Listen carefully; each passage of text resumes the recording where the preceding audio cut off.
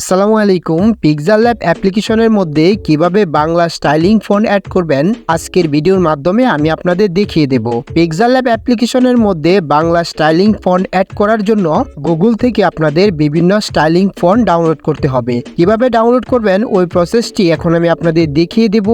বিভিন্ন styling font download করার জন্য গুগলে চলে যাবেন। গুগলে যাওয়ার পরে সার্চ বক্সের মধ্যে লিখবেন Mahfuz Unicode font. Mahfuz Unicode font লিখে সার্চ করার সাথে সাথে আপনাদের সামনে অনেকগুলো ওয়েবসাইট চলে আসবে। আপনারা স্ক্রল ডাউন করে নিচে চলে আসবেন।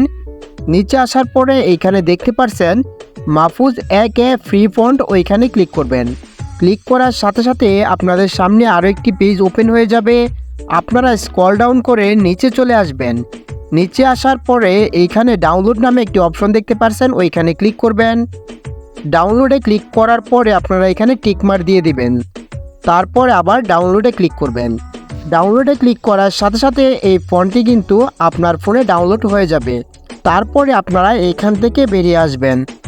যেহেতু এই ফন্টটি আমরা পিক্সেলল্যাব অ্যাপ্লিকেশনের মধ্যে অ্যাড করার জন্য ডাউনলোড করেছি, সেই জন্য আমরা পিক্সেলল্যাব অ্যাপ্লিকেশনে চলে যাব।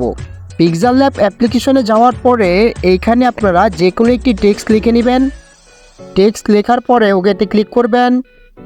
তারপরে আপনারা এখানে ক্লিক করবেন।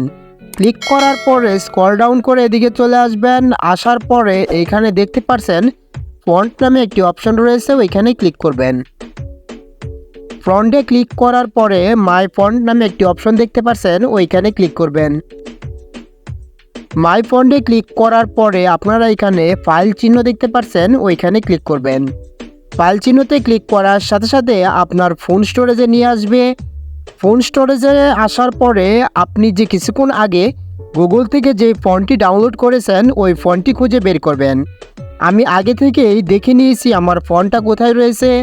আমার ফন্টটা ডাউনলোড অপশানে রয়েছে, আমি ডাউনলোডে ক্লিক করব।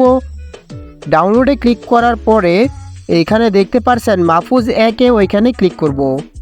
ক্লিক করার পরে এখানে দেখতে পাচ্ছেন ইউনিকোড লেখা রয়েছে, ওইখানে ক্লিক করব। ইউনিকোডে ক্লিক করার সাথে সাথে আপনারা দেখতে পাচ্ছেন আমার ফন্টটি কিন্তু এখানে চলে এসেছে। আমি ফন্টের মধ্যে ক্লিক করব, তারপরে এইখানে ক্লিক করব। ক্লিক করার সাথে সাথে আপনারা দেখতে পাচ্ছেন এইখানে কিন্তু আমার ফন্টটি অ্যাড হয়ে গেছে। এখন যদি আমি ফন্টের মধ্যে ক্লিক করি, ক্লিক করার সাথে সাথে আপনারা দেখতে পাচ্ছেন আমার লেখাটি কিন্তু চেঞ্জ হয়ে গেছে। তারপরে ওকেতে ক্লিক করব।